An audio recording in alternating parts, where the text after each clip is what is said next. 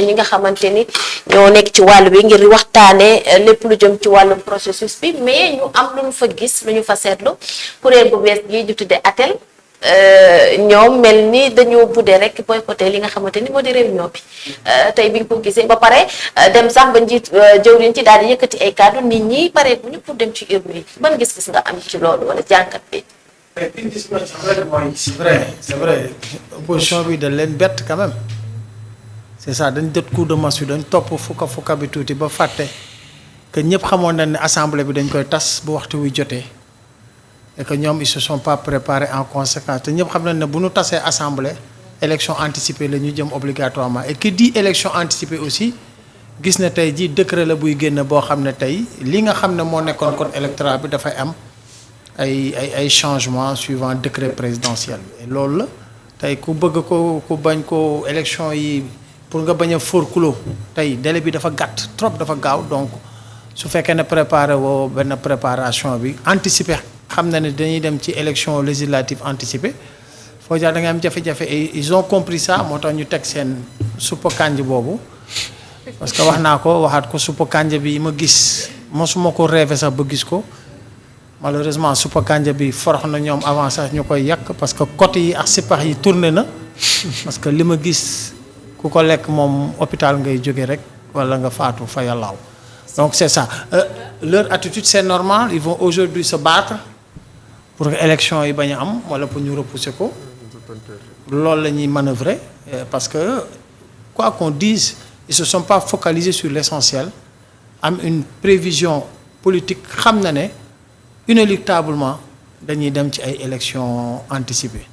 et que date bi bu jotee rek président man wax naa ko fii waxaat ko dina ko tas et bu koy signer marqueur la koy signer pour mu leer ci boppu ñëpp bu yàgg naa ko wax. alors René suppu kànja la kuréel googu noonu daal di daje tey ji ñu am lu ñu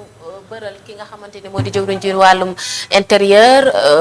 ñu gis ne loolu noonu ñu bëral moom mi nga xamante ne moo di jëwriñ ji nangu bu ko ba tax ñu daal di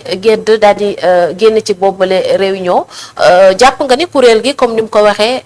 niñ ko doxalee du yoon. mais man lu ma seetlu rek gis na sooy déggoo si wàllu élection législative dafa am li ngay dialogue et on se rappelle le président de la République Macky Sall à l'époque que avant même élection présidentielle ou bien législative il a toujours dialogué avec son opposition day dialoguer dans le temps et dans l'espace et c'est important le temps parce que su ma nee le temps parce que l'empressement n'est que l'instigateur du diable il faut jamais s'empresser ces choses on l'a aujourd'hui demain on va jamais l'utiliser et j'ai entendu le ministre Omar Sarr qui disait mu ne ñun bañu ni dialogue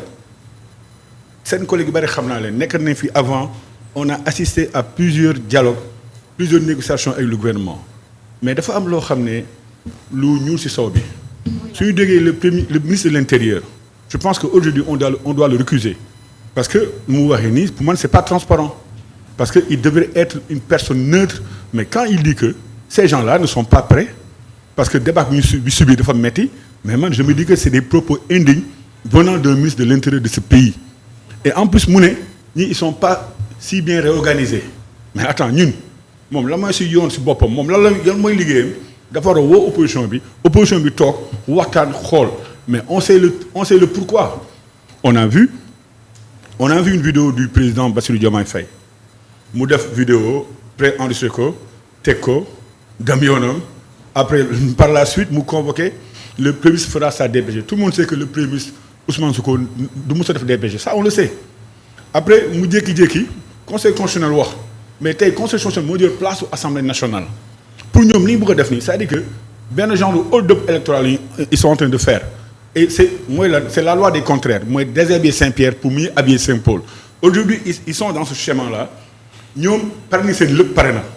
léegi comme ça ñu ko waxee rek dafa mel benn coup de massue la léegi ñu jékki-jékki rek un bon matin vous vous réveillez c'est comme vous étiez marié à une femme un bon matin la femme elle met le papier divorce sur la table et ce qui nous est arrivé aujourd'hui avec le comportement du ministre de l'Intérieur non di question bett xam politique soo koy def il faut na am avant après mais on sait très bien Sénégal c'est une grande démocratie Sénégal on a toujours dialogué Sénégal le gouvernement bu fi nekk tout le temps les gens dialoguaient depuis Abdou Diouf Abdoulaye Wade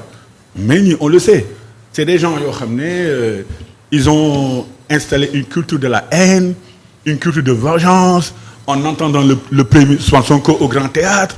mu ne ñii maa ñoom fi ñu dem du neex ça tout ça c'est des menaces. mais est-ce que waroon na tey kuréel yi nga xamante ne woo nañ leen pour ñu waxtaan lu jëm ci wàllum élection législative yi ñu daal di jékki-jékki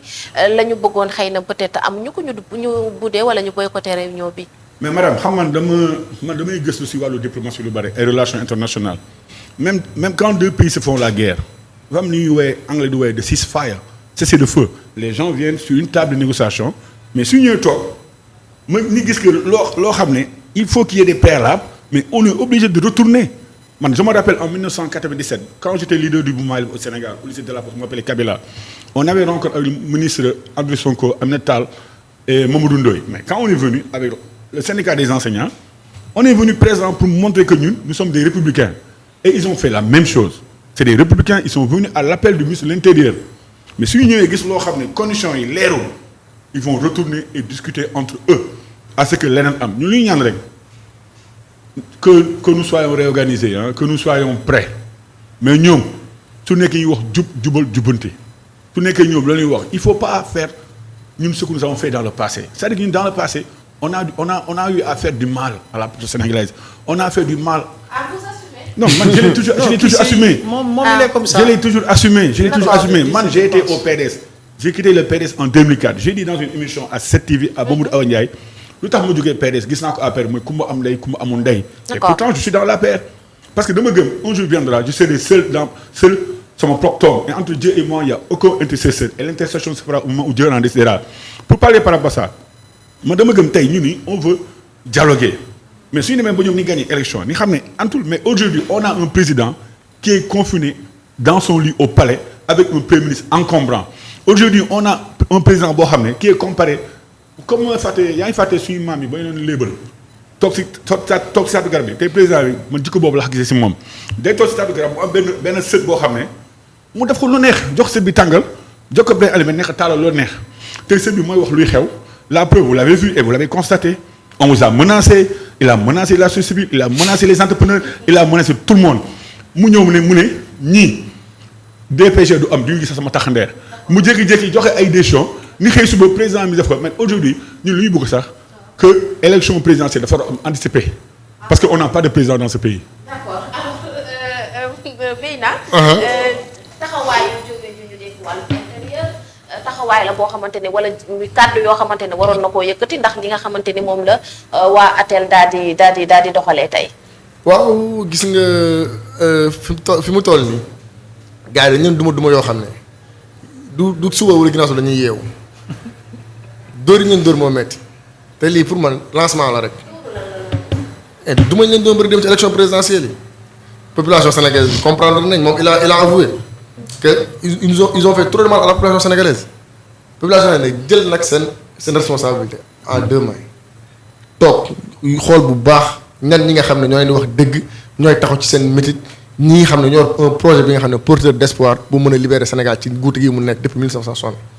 gars yi ils ont compris ils ont fait le pour et le contre ñu xam ne fii lii moo wóor lii moo dëgër et ils ont opté pour ça. mais kàddu yi jógee ci yëkkati ndax kàddoom la yu mu war a yëkkati. bien sûr parce que c'est un constat il a fait un constat ATEL bi ñuy tegee seen kii bi kër ñëpp on l'a suivi bi ñu seen conférence de presse bi lañ doon laajte dialogue mais ñu woo la dialogue ñoo nga génn parce que en réalité bëgguñu dialogue xam naa lañ bëgg bëggatuñu élection am parce que bu jëmee élection gàcce lañ fay jëlee c'est juste ça parce que xam nañ ne population bi ils ont déjà fait le choix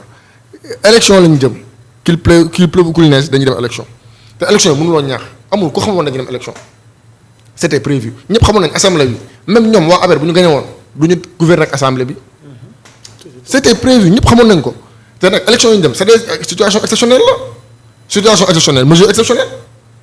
élection yi code électoral du ko encadré élection bi constitution bi nga encadré moom moo la imposé bés bi nga koy tas bés boobu da nga am devoiru tànn date bi nga xam ne ça sera entre 2 à 3 mois loolu c'est clair net et limpide ñu xam nañ ko. mais est-ce que jëf yi bettu leen dañu nekk loo xamante ne waajaluñ seen bopp. non yëf yi bettu leen population da leen raw et que duma leen jotee duma bëri démb dafa metti loolu ba mënuñ cee jógati loolu lay wax ji c'est que wax bi duñ ko raay dañ koy wax mu leer fi mu toll nii ñoom xam nañ ne xam nga tamit élection lañ la làmb la booy xeex da ngay xeex koo tollal doole waaye ku lépp doole fuuf duma la bëri duma metti ne la kaa ñu xeexaat li ñuy def nag moo war daw ba jéggi saaku yi. d'accord alors da ngeen di daw wala da ngeen a daw. waaw bon